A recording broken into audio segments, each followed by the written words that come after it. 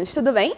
Eu sou Camille Borba e eu serei a professora de língua portuguesa de hoje, do 7º ano. Como vocês estão? Espero que muito bem. Queria lembrá-los que nossas aulas, elas não só são reprisadas, como elas ficam no nosso canal do YouTube, Educa Recife. E além do canal, nós temos agora o aplicativo Educa Recife. E para baixá-los, vocês podem ou consultar as lojas de aplicativos, tanto para Android como para iOS, como também vocês podem baixar pelo QR Code que está na tela. Agora nós estamos exibindo o QR Code para os aparelhos Android, certo? Então, se você tem um aparelho Android, pegue o seu aparelho, coloque na tela e você vai baixar o aplicativo. Se você é dono de um iOS, nós vamos agora botar o seu QR Code. Então, faça do mesmo jeito, pegue o aparelho, veja na tela e baixe. Aí vocês, mas Camille, o aplicativo, qual a diferença? Bom, além do acervo de todas as nossas aulas, vocês também poderão interagir com a gente, tanto comigo quanto com a professora Adriana, de língua portuguesa, que está no nosso chat, certo? Então, baixem o app, tirem suas dúvidas, interajam comigo e vamos agora ter uma aula maravilhosa. Pelo menos eu espero que assim seja, certo? Então, aí vocês, Camille, mas qual vai ser o tema de hoje? Vamos aos pouquinhos, tá? Aí aqui eu trouxe, sim, como sempre, é um prazer estar aqui com vocês. E, na verdade, eu quero trazer primeiro os objetivos da aula, certo? Que é uma ferramenta que eu estou testando, que a gente faz, no final, um checklist. Então, quais seriam os objetivos dessa aula, gente? Ó, eu quero, o objetivo é que vocês conheçam e aprendam as características do gênero charge, as características do gênero anúncio publicitário e a função apelativa da linguagem. E que nós reflitamos juntos sobre os estereótipos na publicidade. Então, a gente vai passo a passo construindo esses conhecimentos. Qualquer dúvida, mandem no chat, certo? Sugestões, dúvidas, elogios também. Estou aqui aceitando biscoitos, tá? Então, vamos lá. Ó, o que vocês sabem sobre charge? Talvez vocês não saibam nomear a charge, mas vocês absolutamente já encontraram, certo? Já se depararam com esse gênero.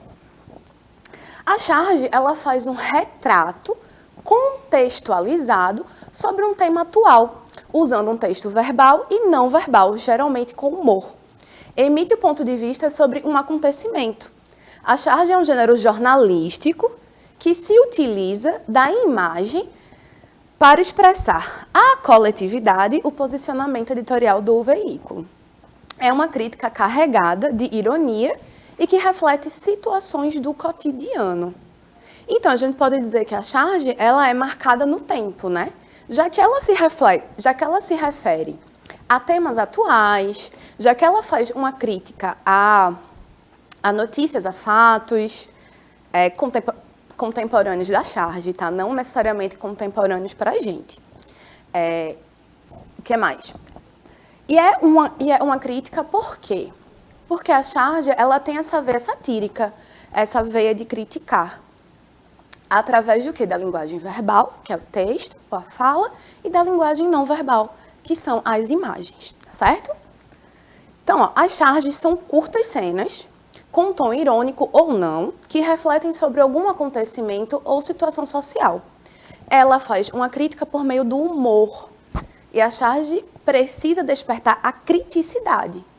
Então, a charge, ela precisa desse elemento crítico, ela precisa que quando vocês leiam uma charge, e aí lembrando, a leitura da charge, ela deve ser feita tanto do texto verbal, quanto do texto não verbal. Então, tanto através das imagens, quanto através do texto. E é justamente essa associação entre texto e imagem que vai dar o tom crítico, que vai comunicar o que a charge pretende.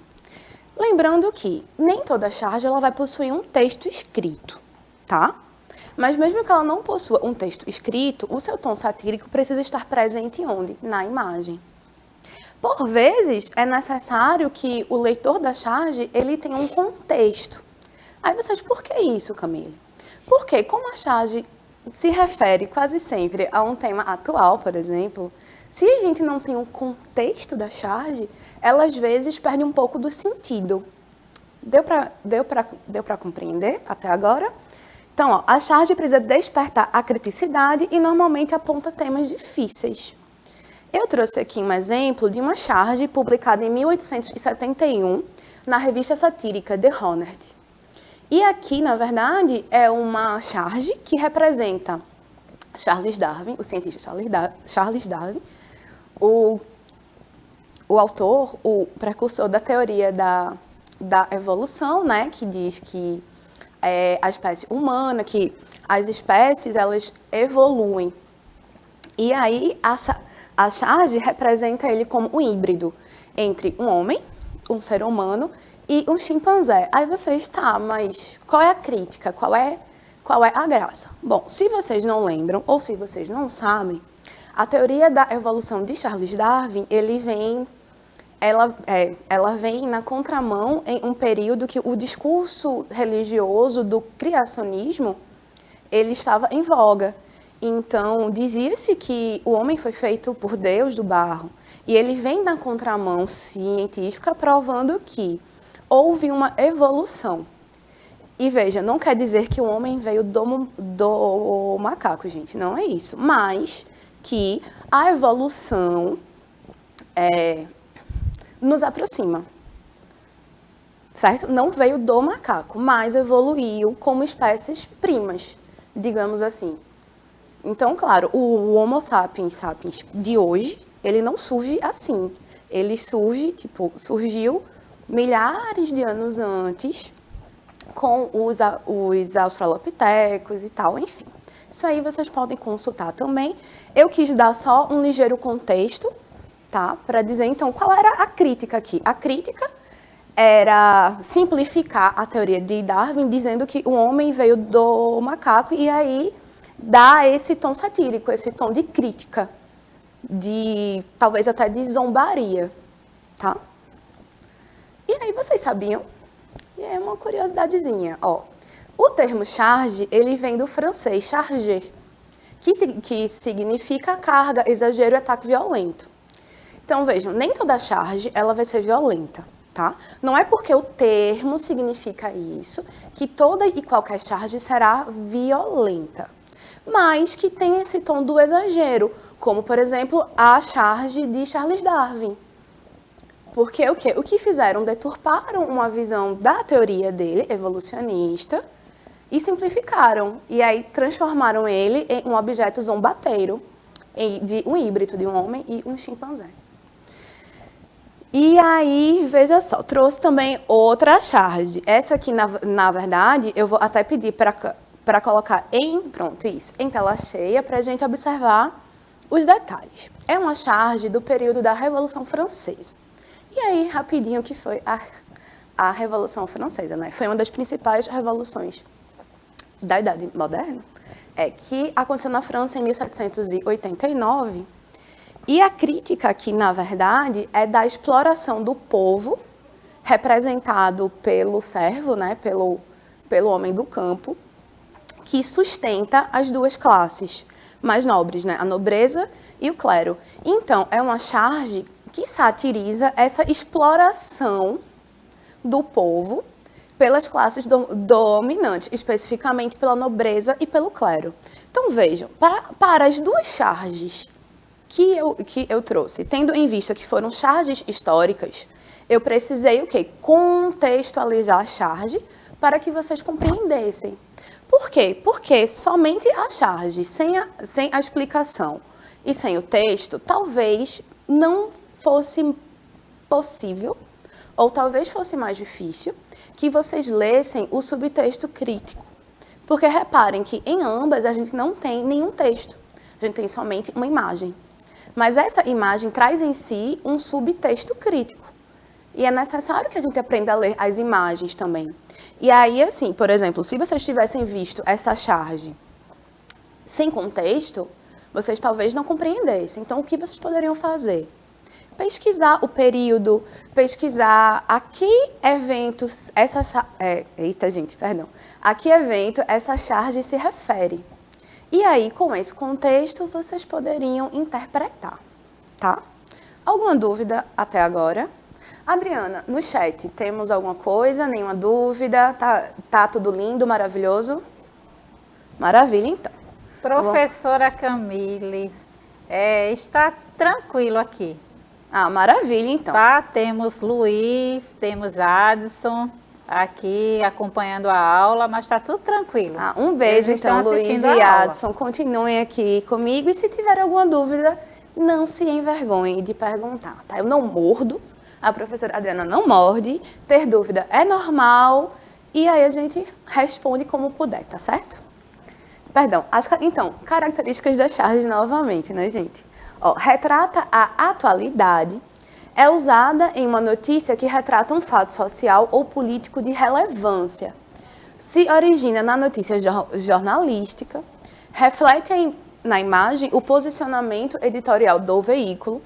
A charge também pode ser chamada de texto visual, em que utiliza o humor ao mesmo tempo em que critica. Como se alimenta da novidade, é tida como uma narrativa efêmera, passageira. Caso não venha acompanhado de um contexto, pode não ser compreendida pelo leitor. Que foi o que eu falei para vocês agora, né? Podemos dizer que o principal objetivo de uma charge é transmitir uma visão crítica sobre determinado assunto que esteja sob alvo de discussões na sociedade. Por isso, as charges podem ficar datadas, ou seja, podem perder seu objetivo por estarem marcadas cronologicamente. Normalmente, elas são publicadas nas seções de artigo de opinião e cartas aos leitores, justamente por indicarem opiniões e juízos de valores por parte de quem enuncia, no caso, o chargista. Então, vejam, a gente não pode dizer que o discurso da charge é um discurso impessoal. Embora vocês saibam, eu seja uma grande defensora de que não há uma impessoalidade no discurso, mesmo que a gente pretenda. Isso a gente já discutiu e a gente pode discutir outras vezes. Mas a charge, ele traz a visão do chargista. Então, o chargista que desenhou a charge que vimos sobre a Revolução Francesa, ele com certeza estava criticando. Então, a visão dele da exploração da nobreza e do clero em relação ao povo francês, a opinião dele sobre isso é claramente negativa. E aí vocês dizem, mas você pode falar isso por quê, Camille? E eu respondo, por quê? Porque a charge, ela traz essa ideia negativa, esta charge específica. Eu vou até voltar aqui, já que eu estou falando. Então, o autor dessa charge, ele está fazendo uma crítica. Então, a sua opinião está permeada no desenho, tá? Mas vamos respirar. A professora também precisa respirar, porque eu cheguei, né, agitada. Mas, ó, fim do charge, findadas. O que a gente já falou sobre charge. E, de novo, qualquer dúvida, o chat está aí para isso. Vamos começar o outro gênero da nossa aula, que é o anúncio publicitário, tá certo? Então, ó, o anúncio publicitário é um gênero textual que promove um produto ou uma ideia. Isso aí você já tem noção, com certeza. Sendo veiculados pelos meios de comunicação de massa, jornais, revistas, televisão, rádio e internet. Os anúncios são as propagandas. Então, a gente tem... Eita, gente, perdão. As propagandas, elas podem ser veiculadas em diversos veículos. A gente tem as revistas, os jornais, os outdoors, os busdoors, que são os anúncios nos ônibus. A gente tem propaganda na televisão, nos canais da internet, nas redes sociais. A gente está imerso no discurso publicitário. A gente lida com ele todos os dias. Não tem como a gente sair de casa, não tem como a gente viver o dia sem nos depararmos com nenhuma propaganda. É como diz aquele ditado, né? A propaganda é a alma do negócio. Por quê? Porque a propaganda, ela se pretende como um gênero que vende. E não vende só produto, também vende ideias. E a gente vai aprofundar um pouquinho essa ideia da propaganda como um propagador das ideias. Em breve, aguardem. E aí, podemos encontrá-los também em outdoors, panfletos, faixas ou cartazes na rua, no ônibus, no metrô, entre outros. A principal característica desses textos é precisamente o convencimento do consumidor para a compra de um produto ou serviço. Os publicitários, ou seja, aqueles que produzem os anúncios publicitários, utilizam diversas ferramentas discursivas. Por exemplo, uso de imagens, de linguagem simples e humor. Note que esses textos têm como intuito chamar a atenção do consumidor. Portanto, são o quê? Atrativos. É uma das principais características do gênero do anúncio publicitário. É essa vertente de atrair e de vender. Lembrem, não somente produtos, mas ideias. São repletos de verbos no imperativo, o modo verbal que oferece ordem. Então, compre, veja, analise, adquira, experimente. Todos esses verbos no imperativo, eles dão o quê? Uma ideia de ordem, né? Então, é um recurso de persuasão, de dizer você, compre. Então, eu localizo o discurso no público e quero convencê-lo a comprar. Então, eu uso o modo verbal imperativo porque é o modo da ordem, do comando, do conselho, tá certo? E aí a gente possui um caráter comercial e a associação de uma linguagem verbal e não verbal, assim como as charges.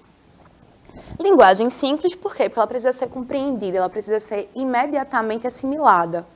Uma propaganda que se apresente com muita complexidade, às vezes é uma propaganda que vai ter uma difusão um pouco mais complicada. E aí vocês perguntam, por quê? Porque o discurso publicitário, ele se pretende dinâmico, rápido, imediato. Se a propaganda não funciona de cara, tem provavelmente algum problema com ela. Por quê? Porque é um gênero de convencimento que tem que ser imediato, tem que ser rápido, tem que ser atrativo, tem que ser interessante. E se exige uma complexidade de interpretação muito grande, às vezes pode afastar uma parcela do público.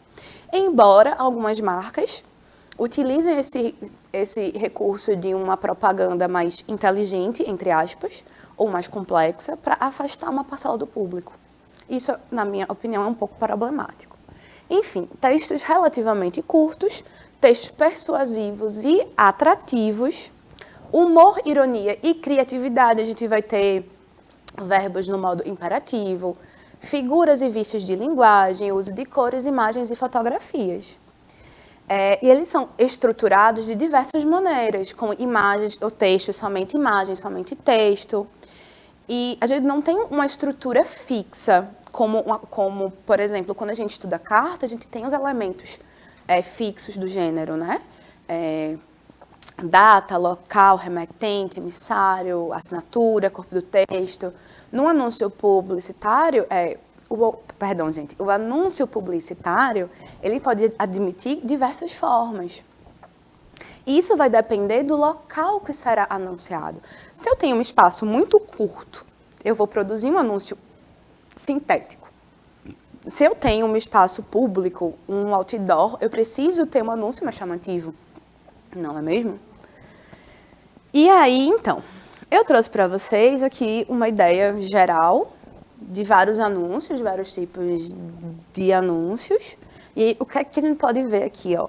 O uso da imagem e do texto, uma tipografia diferenciada. Reparem que esses panfletos de anúncio, eles são o quê?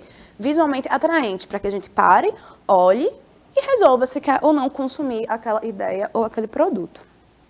Eu trouxe aqui um anúncio de 1822, do Jornal das Moças, que foi uma revista quinzenal, publicada no Rio de Janeiro, de meados do final do século XIX até 61, se eu não me engano. Esse anúncio aqui é de 1922. Vejam, 1922. Quantos anos faz isso, né? Muitos anos. E a gente tem aqui um exemplo de um anúncio que eu vou pedir pronto. Que a gente tem o quê? A gente tem a imagem, e a gente tem água branca Neval, depósito geral. Isso aqui é o quê? São as informações. Importante, gente, o anúncio ele precisa possuir informações de contato. Onde comprar, como adquirir. Ó. Sua beleza da cutis desde o encanto da mulher e como essa beleza só se obtém usando água branca. Então, veja, os argumentos, eles são explícitos. Por quê? Porque o gênero pretende convencer o leitor. Aqui a gente tem um anúncio de 1930, também da mesma revista, então vocês veem que muda um pouco. Aqui no anterior a gente tem uma coisa meio art déco, meio art nouveau. Aqui a gente tem, já é mais clean, mas ó, não há melhor pasta de dente, então esse discurso apelativo, esse discurso de convencimento. Aqui a gente tem um anúncio de 1960 e a gente pode observar que a própria arte ela vai mudando, né, um pouco as características dos desenhos. Mas como é que esses textos eles usam a linguagem para o convencimento? Usando a função apelativa da linguagem que nós já vimos. Mas vamos relembrar. Então, qual é a função apelativa? A função conativa ou apelativa é uma das funções da linguagem que tem a ênfase no destinatário, de modo que o objetivo é persuadi-lo através da mensagem transmitida. A função explora o uso do discurso em segunda e terceira pessoa, utilizando pronomes como tu e você. Busca convencer e fazer com que ele tenha determinado tipo de comportamento, pensamento ou atuação. Tá? E aqui são alguns recursos. Uma entonação apelativa, uso de verbos no imperativo, emprego de vocativos, uso de pronome na segunda pessoa, uso explícito dos argumentos que a gente já viu agora, e emprego da ambiguidade. Tá bom? E a gente tem vários tipos. A gente pode ter tanto os anúncios em vídeo, né, que enquadram os textos que apresentam alguma cena ou animação responsável por meio da figuração. E a gente também tem os anúncios que são texto ou texto em imagem. Enquadram todos os tipos de textos publicitários que apresentam uma forma estática. A dos vídeos, nos vídeos a gente tem uma forma dinâmica, nos textos e imagem uma forma estática. Mas o discurso publicitário, ele circula na sociedade, certo? E pretendem vender, lembram, produtos e ideias. É nos discursos publicitários que podemos notar a propagação de certos estereótipos. Mas aí vocês podem perguntar, o que é estereótipo? Eu vou responder.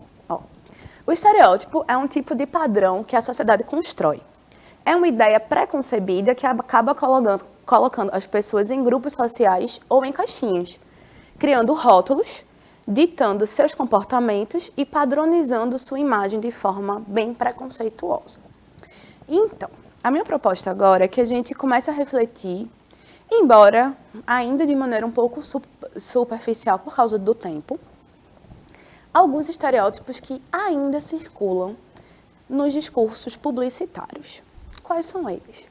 A gente tem os estereótipos de gênero, que são aqueles que propagam a ideia do que o que a mulher deve ser, o que o homem deve ser, que comportamentos esperar, isso é coisa de menino, isso é coisa de menina, azul para menino, rosa para menina, cozinha é coisa de mulher, lugar de mulher é no tanque. Todos esses discursos, eles aprisionam a mulher em um local restrito, como se ela não pudesse circular livremente na sociedade. E a gente ainda percebe essa perpetuação dessas ideias. Então, a gente tem alguns estereótipos dos homens, né? Como se eles tivessem que ser super pais, provedor do lar. As mulheres, mãe e esposa perfeita, uma super mulher, corpo perfeito, objetificado, que não sabe lidar com dinheiro, que não sabe dirigir. Né? Quem nunca ouviu alguém dizer, é mulher, dirige mal. E, gente, não é porque é uma mulher ou é um homem que vai dirigir bem ou mal. O que vai definir isso são as suas habilidades. Concordo? Então, a gente tem também os estereótipos de raça e etnia, que se referem ao quê? Que se referem a alguns estereótipos racistas que a gente ainda vê circulando constantemente. Então, quando a gente fala de pessoas não brancas na publicidade, e aí, por que, Camille, você está falando de pessoas não brancas? Porque eu estou querendo englobar o máximo de etnias que não são brancas. Então, a gente tem as pessoas negras, as pessoas indígenas, as pessoas orientais, enfim. E quais são os estereótipos disseminados, né, que negros são raivosos ou bandidos, ou sempre subalternos, hipersexualizados ou místicos. Os ameríndios são preguiçosos, exóticos, inocentes e não civilizados. Os asiáticos seriam uma minoria de nerds de modelo e de mulheres perfeitas. E a gente chega nos estereótipos dos corpos dissidentes, que seriam aqueles corpos que não se enquadrariam no padrão branco, magro, heteronormativo, sem deficiência, né? Então, ó, uma pesquisa levantou que 45% dos protagonistas possuem corpo definido ou musculoso, 16% de corpos plus size, 6% mulheres com corpo magro e apenas 1% de pessoas com corpo gordo. É muito rara também a presença de pessoas com deficiência na publicidade, a não ser que atenda a um estereótipo. Então, a gente tem o estereótipo das pessoas com deficiência como herói ou heroína e garota propaganda da superação, pessoas gordas como engraçados ou, enfim, pessoas transexuais. As mulheres são hiperfemininas, enquanto homens trans são invisibilizados, e pessoas idosas vão entre o ranzinza e gentil. E qual é o grande problema desses estereótipos, gente? É que eles limitam as existências das pessoas. Eles englobam as pessoas em caixinhas e categorias que deveriam ditar como essas pessoas se comportam e circulam na sociedade. E eu juro que a gente vai discutir isso um pouco melhor nas próximas aulas.